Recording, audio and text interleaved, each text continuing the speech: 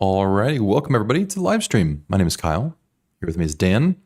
We are both federally licensed loan officers. We work in all 50 states with serving. One day I'm gonna actually figure out. I'm gonna have to train myself on which direction to point things. So what we're gonna do is we're gonna talk about what's going on with the market. We're gonna answer some questions that I think a lot of people have about the upcoming Fed rate cut and what that means for mortgage rates. And also, I think a lot of people think there's one mortgage rate, Dan. And maybe we need to clarify that there isn't just one mortgage rate. It really depends on your own scenario. So we're going to cover that, the potential of future refis and what that looks like is, if you're buying now and then you think rates are going to drop in the future, can you refi and what does that look like? We'll run through the cost of buying a home with the down payment and closing costs with some grants as well. And then also where to start. And of course, if you have questions, just drop those in the chat. Already here, just want to give a little shout out to Gabriel. We have Shy. Amanda is back. Good to see you, Amanda. We have Nick in here. Let's see, Gabriel's well. He's back. He's back. Josie, Nina, thank you all for being here and thank you for loading those questions up here. So we do go in the order of the questions. So the earlier you get your question in, the better chance of it getting answered. Dan, do you want to cover what's going on in markets today? It's a mess. I just hate to say. So I've been put out a few videos in the last few days, kind of debunking a lot of the data out there because, when people come up with their information that they post out, mainstream media and everybody, it's always just horror stories. You see how inventory right now is skyrocketing to the point where it's the highest in history, some people are saying. Well, it's not. Okay, back in 2008, there was about 4 million homes on the market. Today, there's 1.3. So if you do your research, you can see that. But right now, just the markets are in turmoil right now. They don't know who kind of is going to be president. They don't know the uncertainties of all world events because the president also going to play a huge role in the world scene. So it's a mess right now. Over the last few days, it seems like everything is starting to really take a turn downward. Okay. We just saw manufacturing numbers came in and they were dismal. We saw servicing numbers come in. They were way down. There's just a lot of, I'll just say, I guess what the Federal Reserve has been doing, and they've waited to this point, it's working now because there's starting to be a lot of pain in the markets. So that's what you're seeing right now. There is expected rate basically on the CME and everything else. The Fed is basically going to cut rates in September. Now, there's a lot of news, and I'm going to do a video today where a former Fed official came out today and said they better cut ASAP because this is getting bad. What I want to say is the bad news in the markets are going to be good news for homeowners and mortgage rates. So you can see right through here. Here, I do want to caption this. So I did have somebody question me on a video that I did yesterday, and they're like, Dan, you always show us that, the probability that the Federal Reserve is going to cut rates, but you never go and tell us what the probabilities that they're going to cut rates even further than 0.25%. So it's on the chart. Okay, so let me explain this chart for you. I didn't create this, okay? What happens is the Chicago Mercantile Exchange, they're bond traders, they're all this stuff. They do data compilations and come up with this data, okay? What this is telling us is basically on the left side of the column, it says meeting date. That's when the Federal Reserve is gonna meet. Okay, the lines across the top that start at 300-325 and roll all the way over to 525-550, that is actually what the federal funds rate, the projections on where the federal funds rate is going to be. Now, the federal funds rate is what the Federal Reserve, they make this number. Okay, so what you're seeing on the screen right now is the probability that in July 31st, that's next week, and we'll do a live event on that day, there's a 93% chance that they're not going to do anything. Okay, so you can see that from right there. And how we know that too is it is giving us the probabilities of the different rates. So if you look over at, we're currently at a federal funds rate of 5.25 to 5.5. Okay, so to get to 5% to 5.25%, there's a 6.7% chance that they're going to cut rates. And then as you go across, there's the probabilities. So I do post it every day with the probabilities of bigger cuts, but they're just not in the cards right now. Basically, if you look at this, they're saying at the September meeting, the federal funds rate is going to be changed to 5% to 5.25. That's what the 500 represents. There's a 91% chance that that's what the rate's going to be. Now, if you scroll over one more, the 4.75 to the 5% rate, there's an 8% chance they're going to cut it all the way to 4.75 to 5. So there's the whole probability chart there. So you can see there's expectations of cutting in September. And now you look at November and December, and there's a little bit 50% chance that both those might be cut. I'm still on the bandwagon of one cut and see, but this week we have the PCE coming out on Friday, and that is a huge number. That's the number one inflation gauge that the Federal Reserve watches. So when that gets posted on Friday, you're going to see if it's good. If it's good, meaning inflation's coming down, you're going to see the probabilities starting to really uptick. But if you see that basically start to stagnate, meaning inflation's maybe starting to kick back in a little bit again, you're going to see the Federal Reserve sitting on the sidelines. So my expectations is the PCE this week is going to be very favorable. You got oil coming off its huge highs. We got lumber prices and a whole bunch of commodity prices coming down. So I'm expecting the print this Friday to be a little bit better than expected, but won't know until Friday. Phew, that was long. Unless you really get into the economics and everything, folks, sorry, I'm just trying to put it in layman's terms the best that I can for you on why, what's happening is happening. So do you want to talk about should you wait then for the rate cut? Because I think a lot of people see this and thinking, okay, well then I'll just wait to buy in September 18th because then rates are going to drop.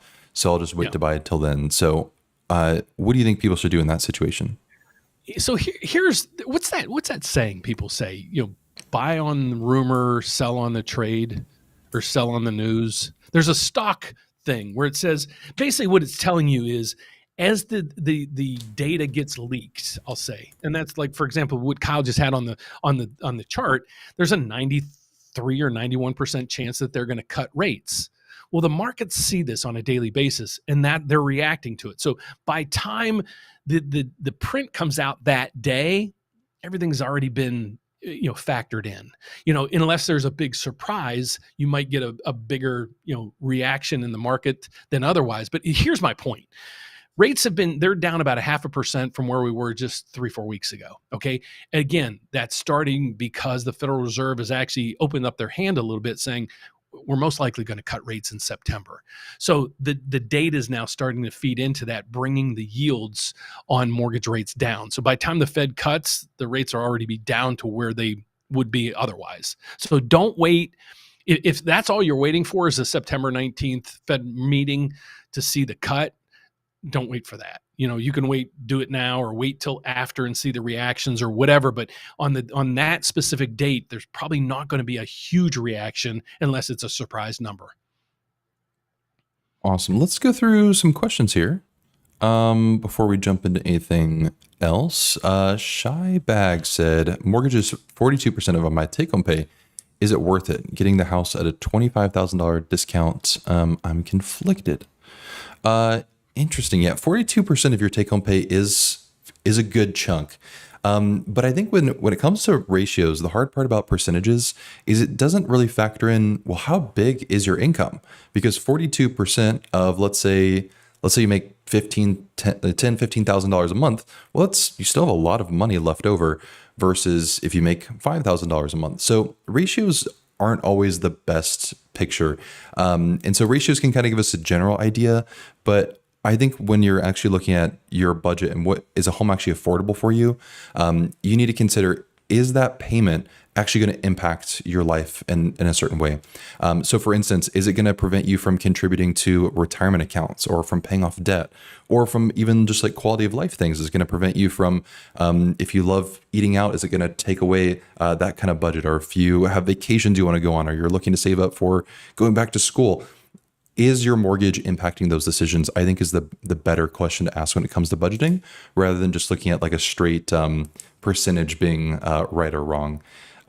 So I think if you can figure that out, and really one of the best ways to do it if you have time is you can actually kind of like fake that payment. So let's say that 42% of your take home pay is, let's say it's $2,000 a month, and your mortgage right now your rent right now is, let's say $1,500 a month. Well, for the next 3 months, pay your rent $1,500 a month, and then put the other $500 into a separate savings account. And don't touch it. And each month, keep putting $500 into it and see how much stress does it actually put on your budget.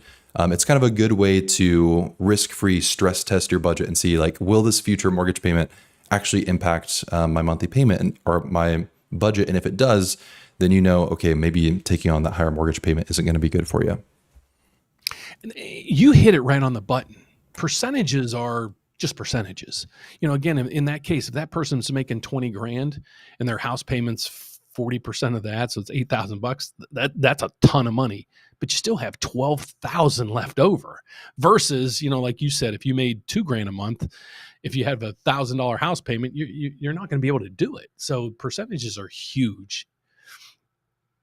Great call. Yes, Amanda. Hey guys, it's been a while. Happy to be here learning from you guys. Probably the only reason we left somewhat, probably the only reason we felt somewhat confident going through our home buying journey. Thanks for being here, Amanda, even afterwards. And Dan, I think as rates start dropping too, and we see more people interested in refis, I think we're going to see a lot of people who are sticking around who they bought, but maybe are more interested in some refi content too. Good call. If you guys would let us know where you're located, so we can get a better idea of what part of the country you're in, and if you could also let us know, is your market,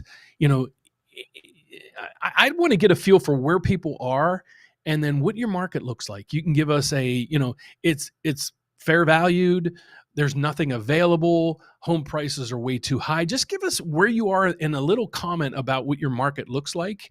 I'm just interested because of a lot of the things that I watch. We're not located all over the country, so I don't know what Iowa's doing or Idaho's doing or Nevada's doing specifically. We would like your participation in this. We truly would. Dan said Nick said, hey Dan, my closing date on new construction is 8/9, so I need to lock soon. Do I gamble and wait until after Friday's PCE report or grab a 6.625% that's offered today? That's a great question. And this is one of those areas where working with a bank kind of is somewhat of a detriment. And here's what I mean by that. Nick, I don't know, I don't recall the lender that you're working with. But if it's a bank or they're not a broker, they're probably just a lender for your builder. If you lock, you're done. Okay. You're locked. You're done. Okay. I always err on the side of caution. So a lot of times we will be locking people in on Thursday evening with maybe our number 2 lender that we would go to, in hopes that the print comes in favorable, and then what we could do is withdraw that loan application from the previous lender and move it over to would have been our A lender anyways, and capture that rate. So that's what we do a lot of times as the broker. We don't do it a ton, but this is the areas when there's some print coming in that really is scaring us. I'll usually go on the side of caution and go ahead and lock. But that's my, but again, if you're with a bank, I don't know how that print's going to come in. I really don't.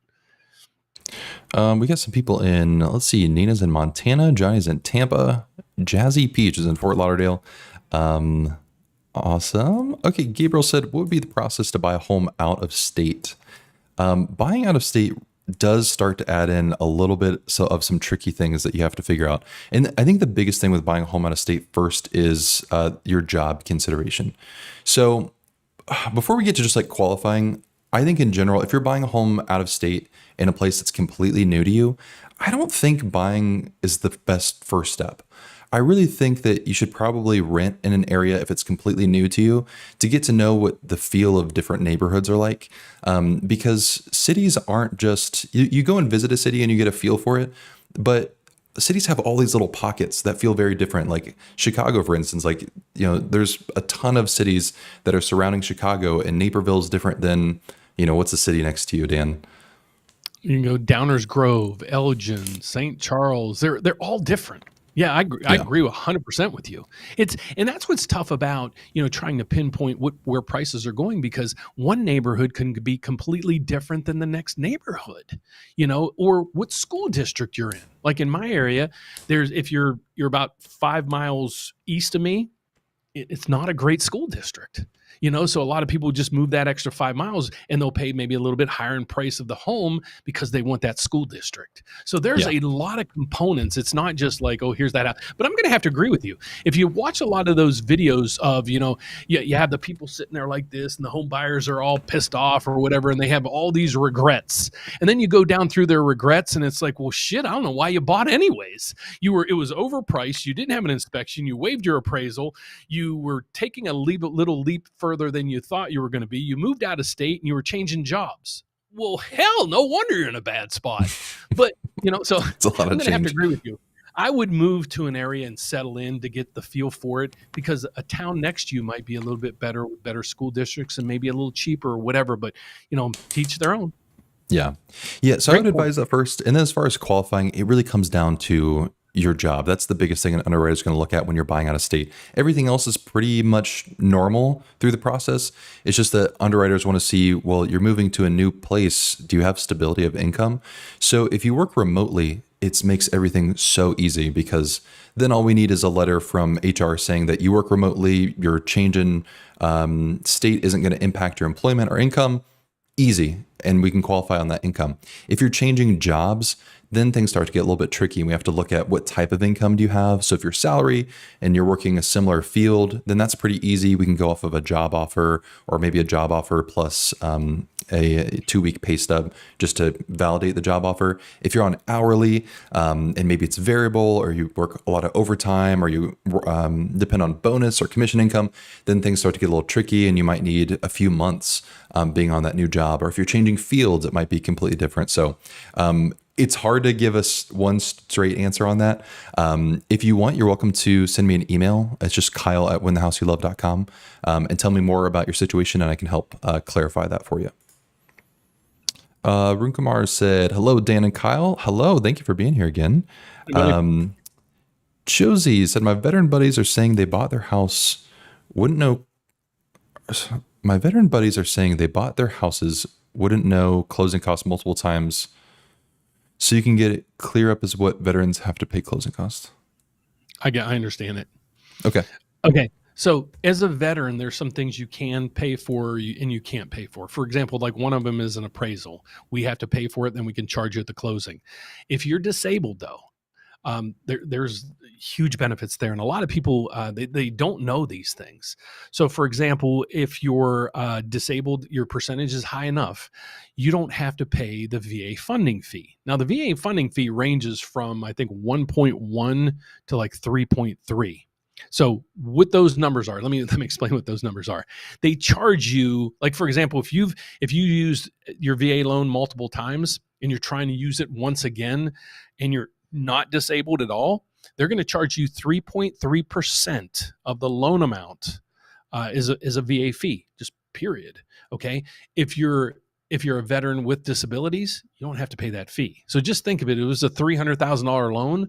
You're talking $10,000 as a VA fee. Why they do that, I don't know. But that's that part of it.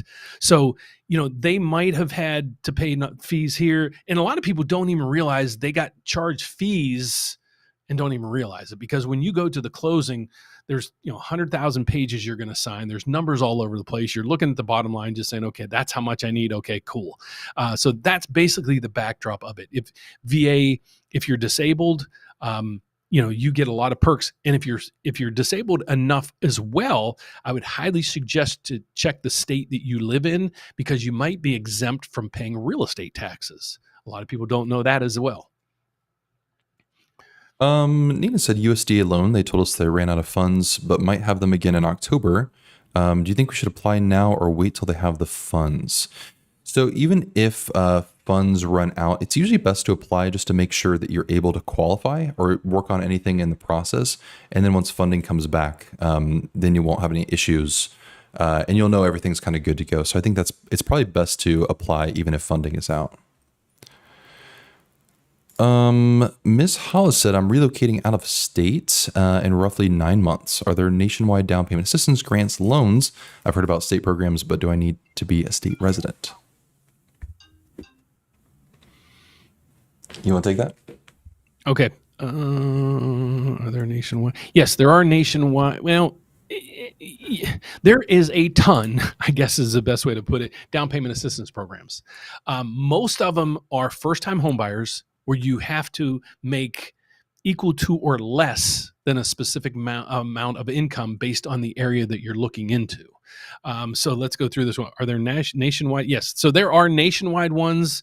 There's local ones. Like we have one in Illinois that we just came out with. It's $10,000 if you're in the Chicagoland area and meet those specific criteria. So we would love to help you navigate this. That's one of the things we do. Like if you watched my video this morning or yesterday, I had a young man put in a contract. We got it yesterday morning. I ran through it. I said, "Hey, did you do the grant finder?" He's like, "No, don't even know what you're talking about." I ran the grant finder real quick. I'm like, "Dude, you qualify for $6,500 grant. It doesn't need payback. It's forgivable at the closing.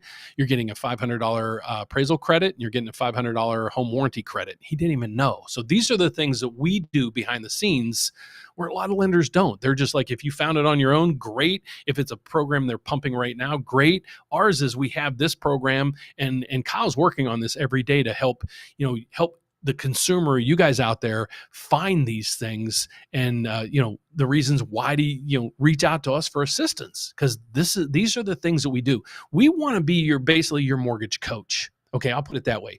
So a lot of people reach out to us and they'll say, "Hey, Dan, can you check out and see if you guys can get us a better rate?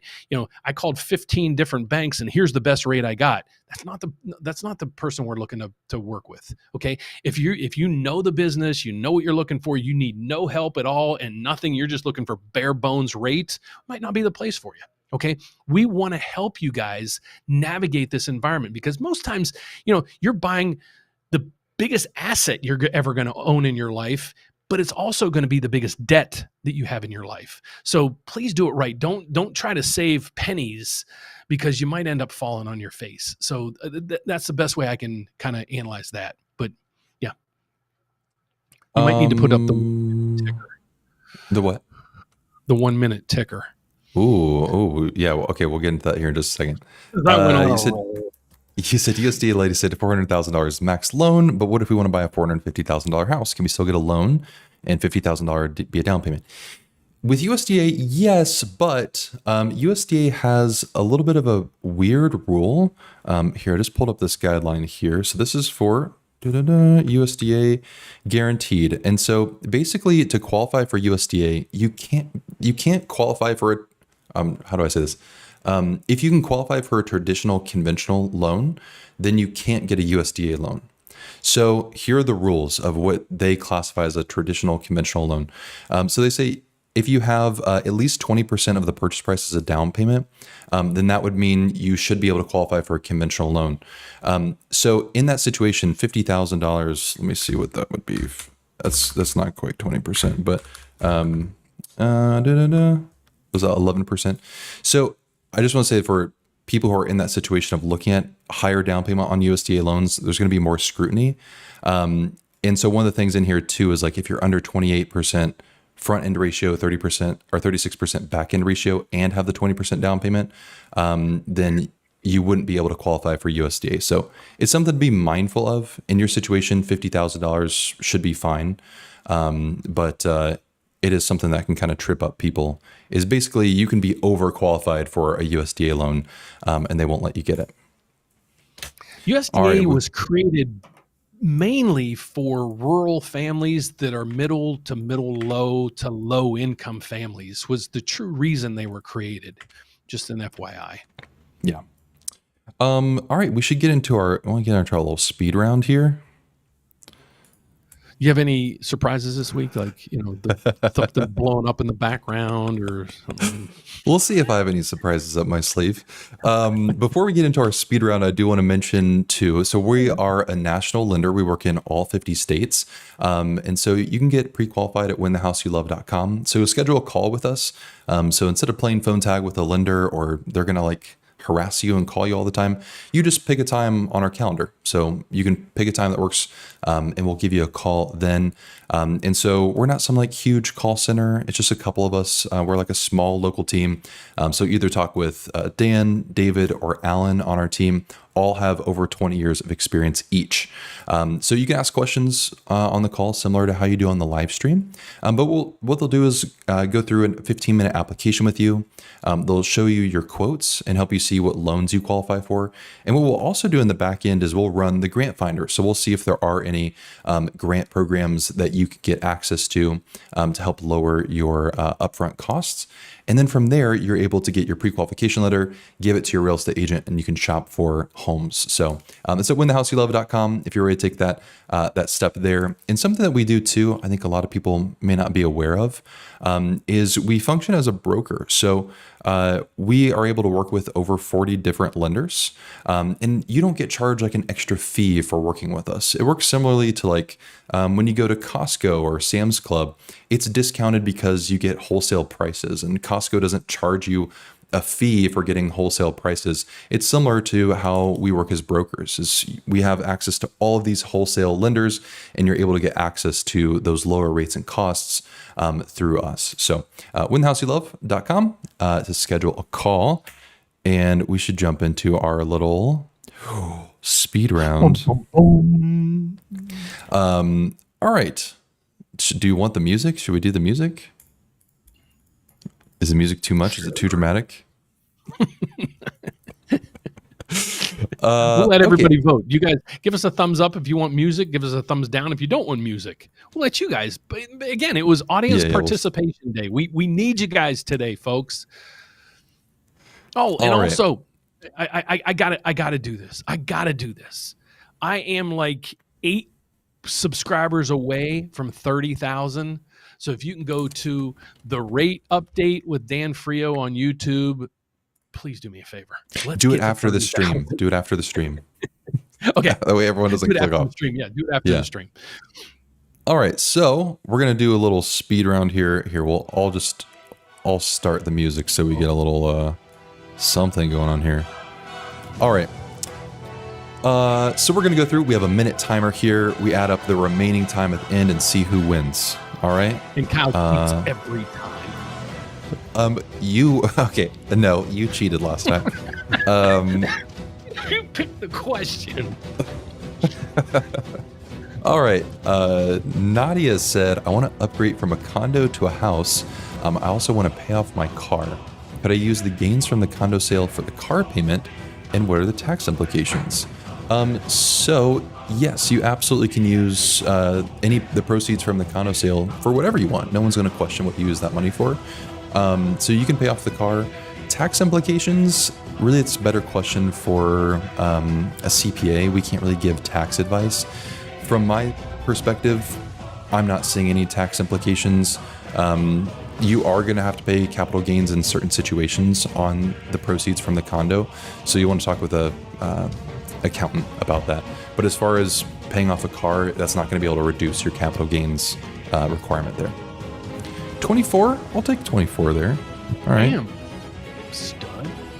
1, 2, 3, 4. All right. This one's for you. All right. You got a new subscriber, Dan. El Jalapeno said, hello, will most lenders give you a loan estimate when applying for a pre-qualification? I only received a letter with how much I'm approved for. I'll go with this. I don't send a loan estimate out. Most of the time people are just looking to get pre-qualified. The loan estimate, it'll give you ideas of what the fees are going to be, but you don't even have a house picked out yet, so we don't know what your insurance is going to be. We don't know what your taxes are going to be. We don't know what your title fees are going to be. There's so many missing pieces of that equation. I would just say, if you, in most situations, you can anticipate probably $5,000 to $7,000 in closing costs. Now, if you use that number, you should be fine. Okay, so that's all. I'll keep it at that. But I send out a pre-qualification letter, and if the person really wants a breakdown of fees, I'll just kind of do the best I can and give them the numbers at that time. But again, it's not etched in stone because we don't know the house yet, and that's the biggest piece of this puzzle. Ooh, we'll give them 5. I was going to stop at 24, but there was more to that equation I wanted to put in. It was a nice thorough answer. Dan said he emailed in all the paperwork. Do you want to confirm you have that with Dan and Dirt? Dan, if you can email me at Dan at Win the House You Love, and just provide me the email that you sent your documents to, I'll be able to find it. Or I think you do have a loan file. Maybe you can upload it. Just email me the documents and I'll put it in your loan file. Sergio said, can you explain if you're looking at a $350,000 home and it gets appraised for less? Is that a bad thing? Yeah, it is a bad thing. So your home does have to appraise for the purchase price for everything to go smoothly. If it appraises for above the purchase price, then that's great. Effectively, you kind of got instant equity in your home.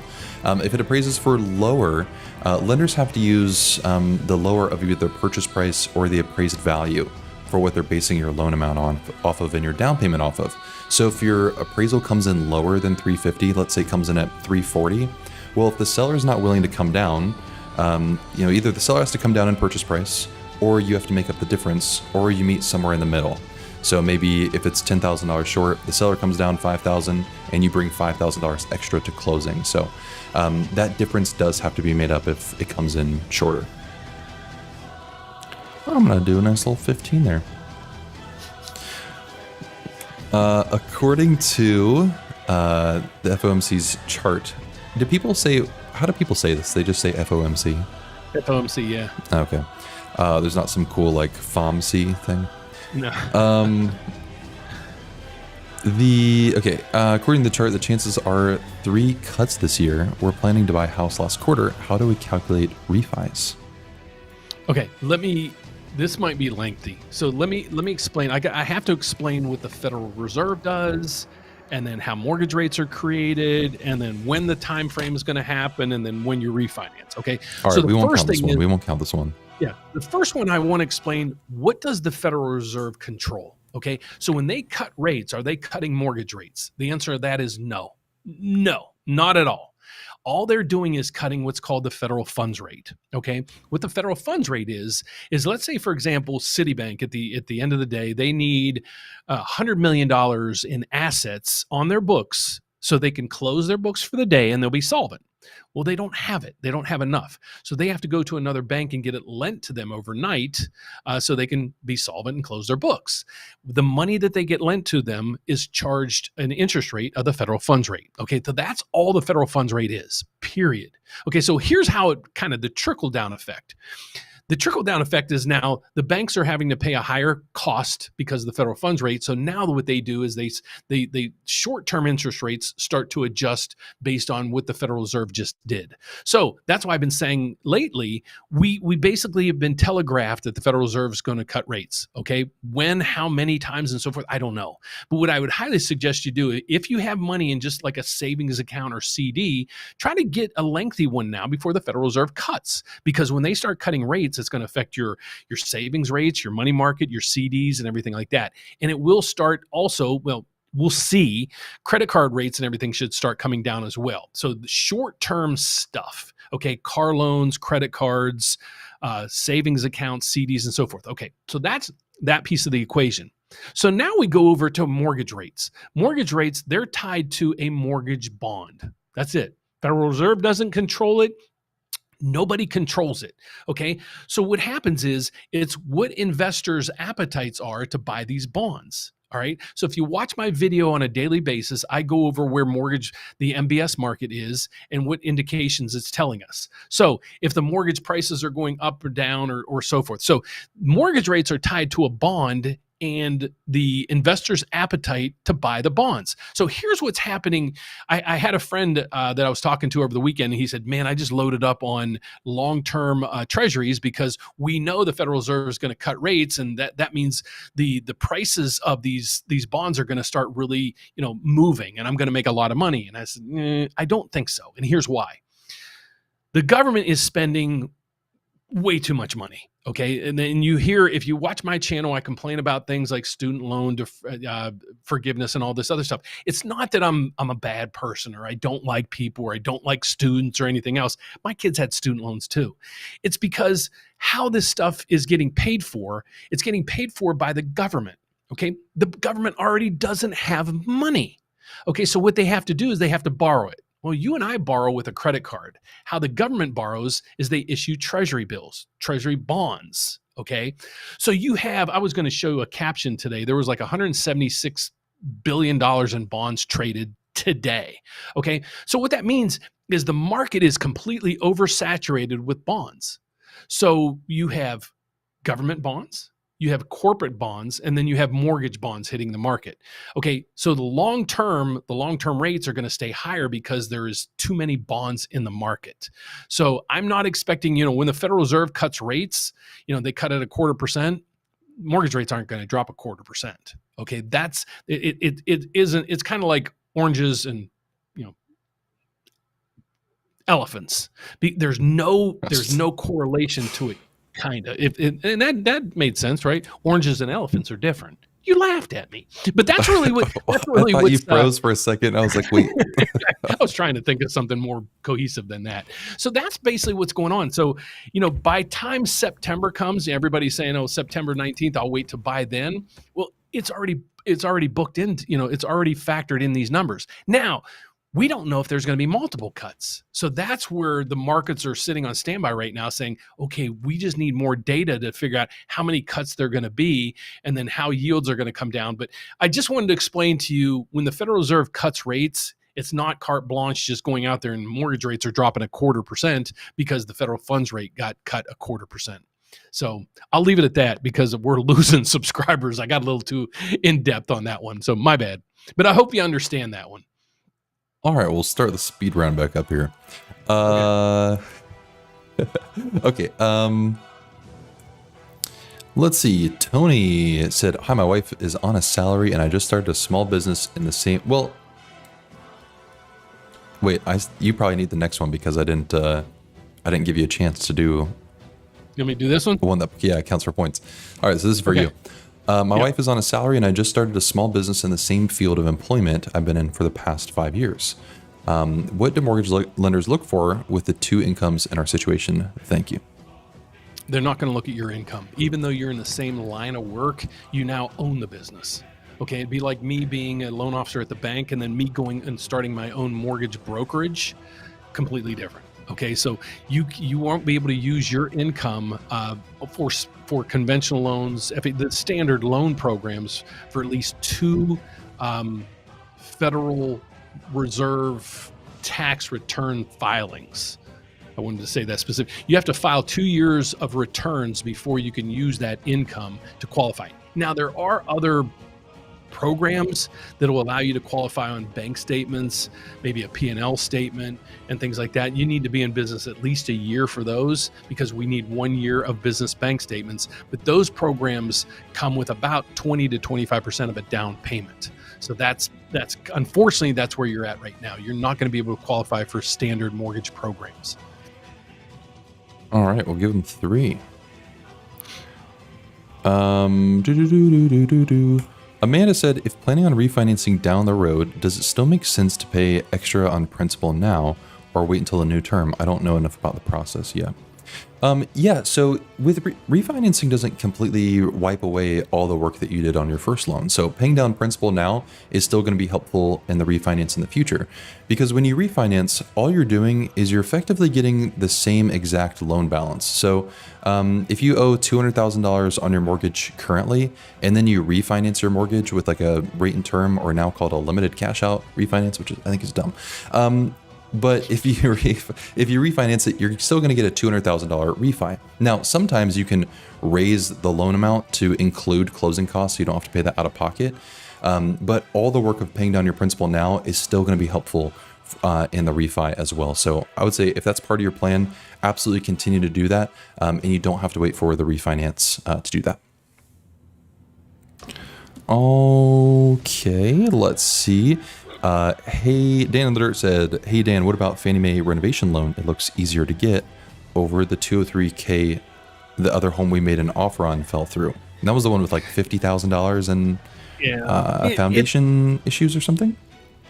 The tough thing is just the assumption of things. So you need to know, what work needs done, how much work is it, what the quality of the house is now, what the prices of the home. There's a lot of moving parts. That's why when a lot of people are doing construction loans or complete tear downs and things like that, just be very careful, because Dan, like you had last time, you ran into those inspection problems. So you might, I don't know if just a rehab house is in the cards for you, but what are the variants in prices of a rehab house versus a totally completed home? But yeah, we have those programs. None of them are really easy to get qualified with, because there's a lot of paperwork and a lot of stuff that's needed. We need it from you, the contractors, and all this other stuff. But it's not, they're done every day, but they're not as easy as just a normal, you're just buying a standard home. All right, well, we'll give them 3. You got some work to do, my man. I know. Tofu 860 says Tulsa, Oklahoma, anything $250,000 and under is selling like hotcakes. You know what? I've been saying that for 2-3 years now, and everybody's like, no, the market's crashing. I'm like, no, it might be crashing in specific areas or specific price points, but if you have a $250,000 home or less, it's flying off the markets. You call anybody, call any realtor, they'll tell you, yeah, if it's that, there's multiple bids. Hey, Dan and Kyle, how accurate is the New York Times rent versus buy calculator? It suggests renting is way better than owning with the current market conditions. What's your take on this? I won't include this in the question thing because it's not really a question to answer. But first of all, I think it costs like $1 to use, like you have to subscribe to it, and it costs $1. So have never done it. So never either. I haven't tried it.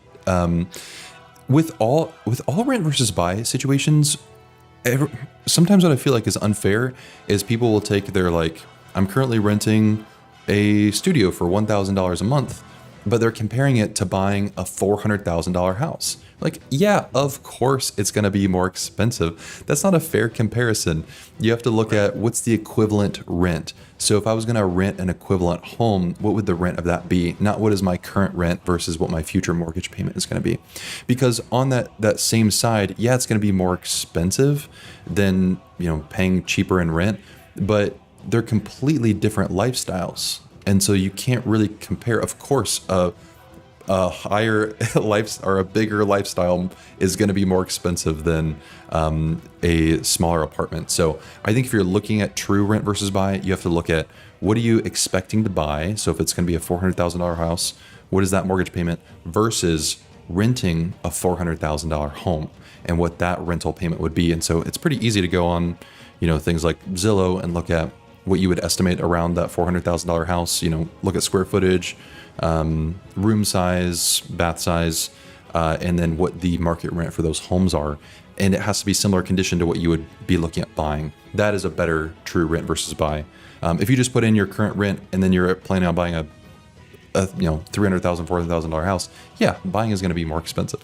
It's just not fair. It's like a more extreme example is if I was living with my parents and didn't pay rent, I would is it fair to say buying a home is crazy? That's a stupid decision. Well, no. I actually did a video a couple weeks ago. It's help me find a house. And the first thing I said is, well, you can't compare, you're in a 1-bedroom, 1-bath apartment now, and you're looking for a 3-bedroom, 2.5 bath, 2-car garage. It's not the same.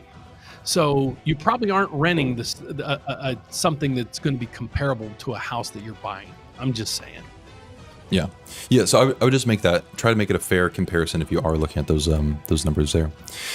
Self-employed and buying out of state, I can take this. Similar to the question, I have a similar response to the question that I had, or the question that was there earlier. So if you're self-employed, if your business is online, or your business isn't dependent on a physical location, that makes things really easy. If your business is dependent on, it's a service-based business, and it's, I'm trying to think of an example. Let's say you run a car detailing business, so that's dependent on people in your area. If you now move, you lose your customer base, and you have to establish a new customer base. Well, then underwriters start to wonder, where is your new customer base coming from? And so it wouldn't be unreasonable for an underwriter to then want to see, okay, do you have a history of, are there purchase orders, or the contracts that you're expecting? They want to see that your income is going to be stable. And so it really depends on the nature of the business and then your potential to get new business in this new state. And so again, if you're completely remote, I'm going to run out of time. If you're completely remote and your business isn't based on locality, then you'll be fine. But if it is based on like a local customer base, you're going to need some extra scrutiny with the underwriter. Yeah. Were you raising your hand? You have to take 5 seconds off of your thing. You went way over. You're always trying to get over there. We've never made this rule. Never made that rule. I don't even have a minus. Hold on. I don't have a subtract button. I got the rules right here. Hold on. Subsection.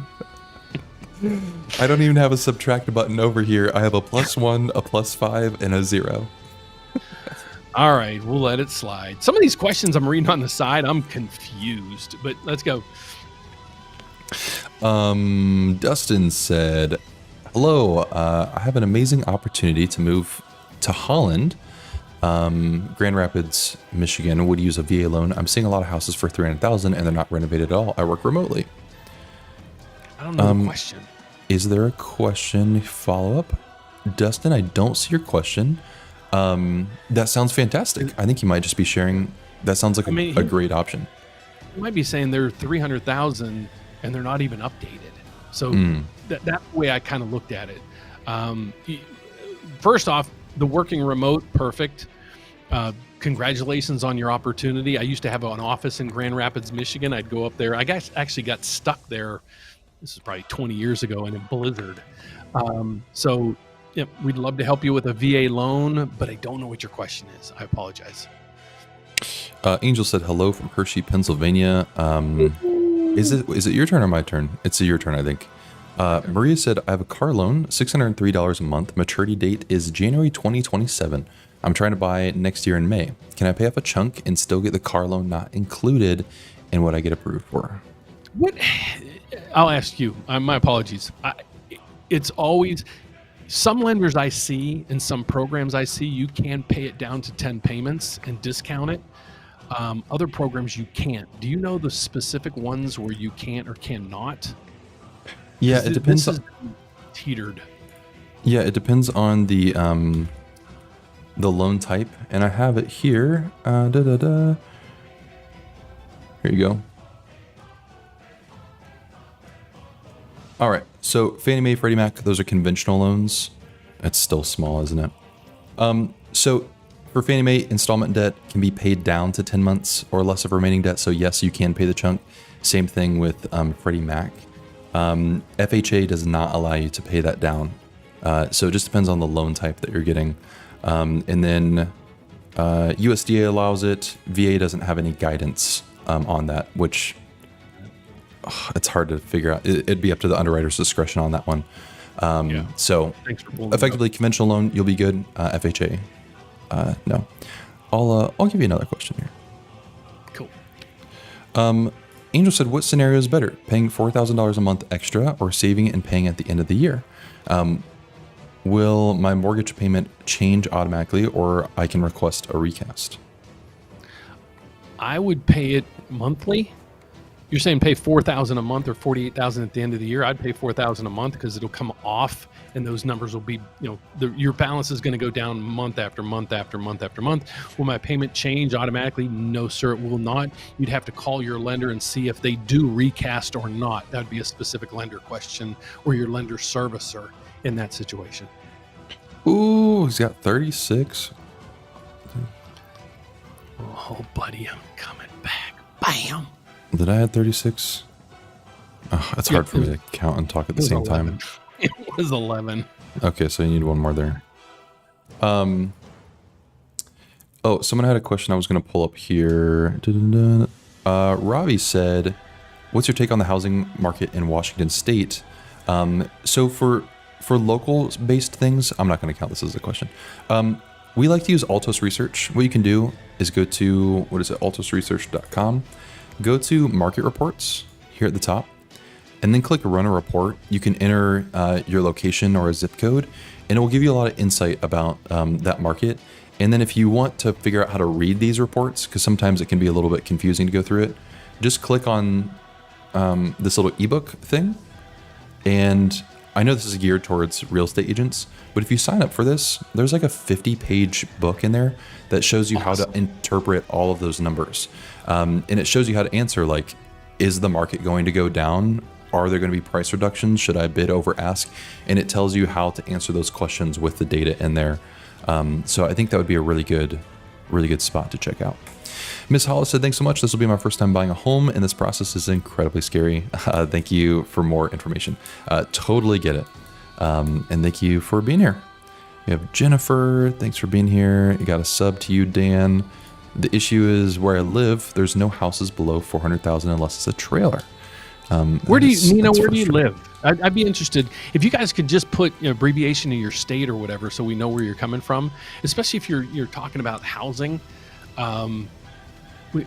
This is how we also get our information, by getting on here with you guys and having a two-way conversation. Pretty cool.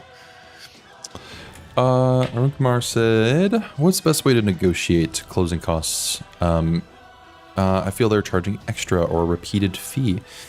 So really, you can't really negotiate closing costs necessarily with your lender. And it really depends on which costs you're talking about, because the lender only really controls, if we're looking at a loan estimate on page 2, the lender only really controls section A and section B charges.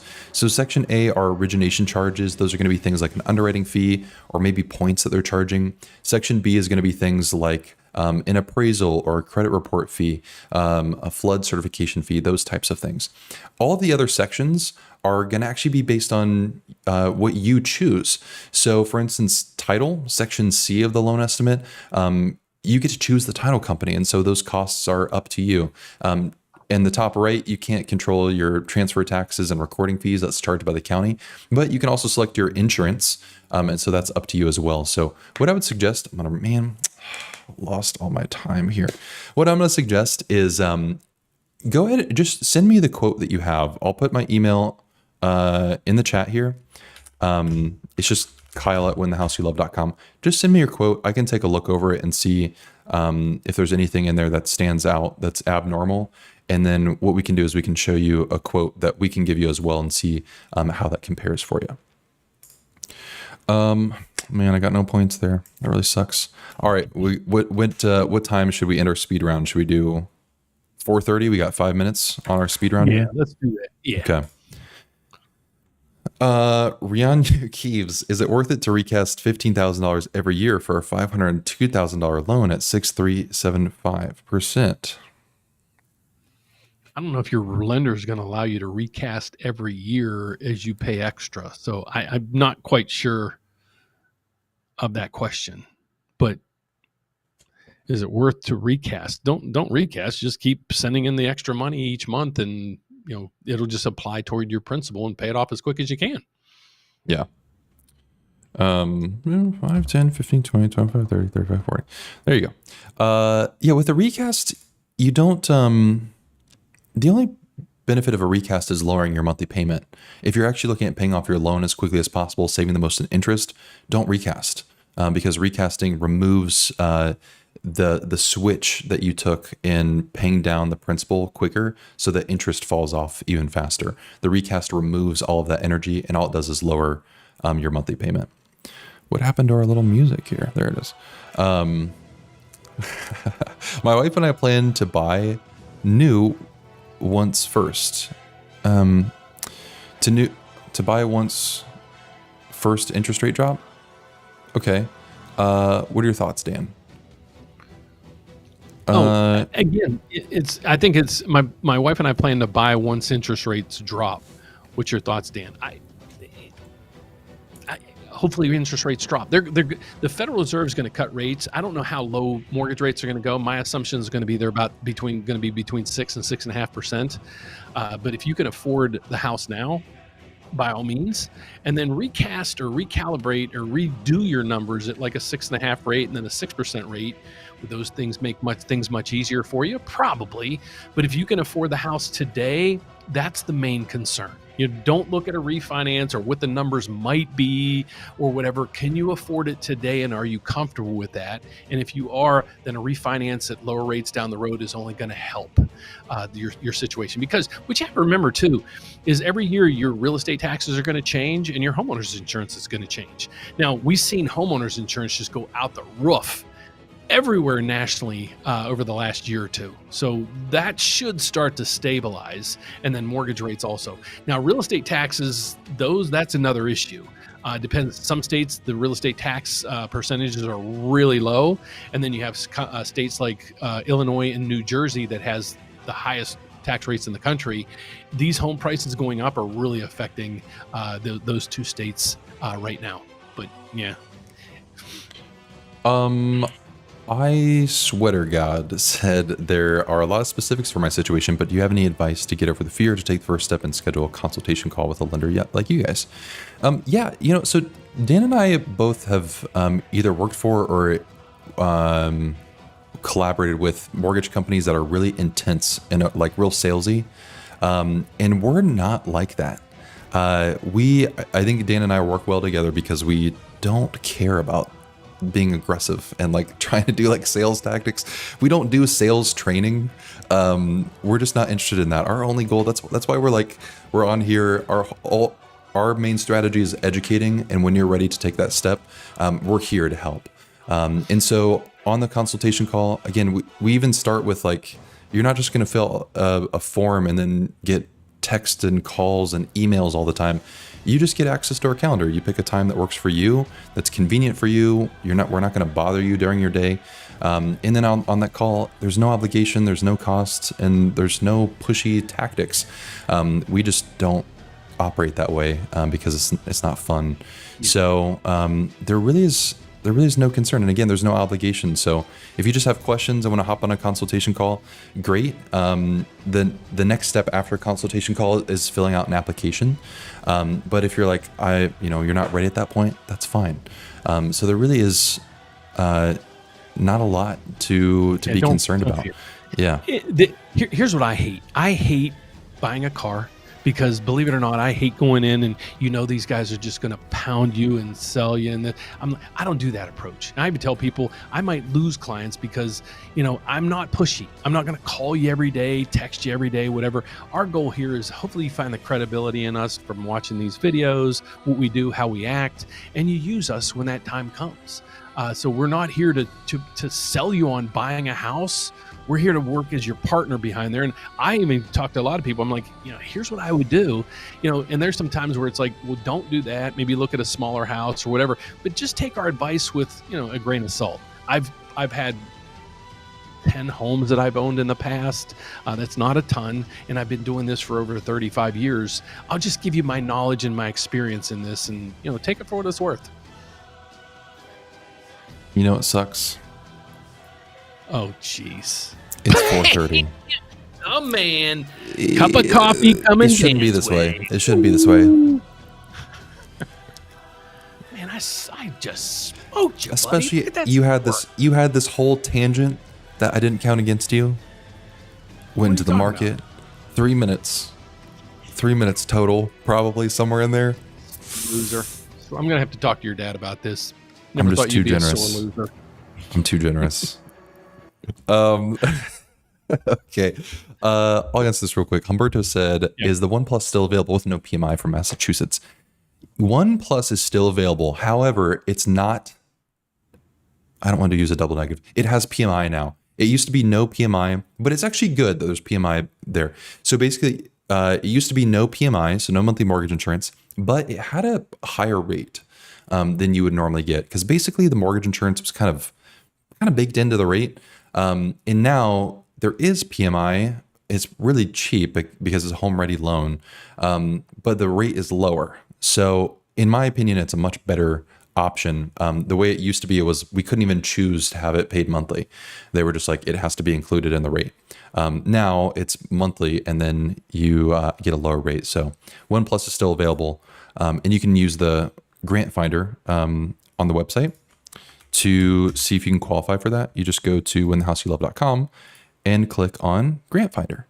right here, and it will help you take a look at One Plus and Home Ready First and Purchase Plus, the 3 different national grants that we have. So if you are ready to get pre-qualified, you can just go to our website and click Get Pre-Qualified and schedule a call at a time that works for you.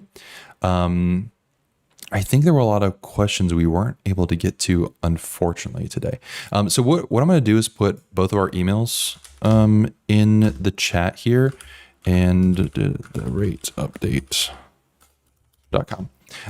So if you have questions for either of us, please just send us an email, and we'd be happy to help out. And we'll be doing this live stream again next week, same time, same place, 3:30 Eastern on Wednesday.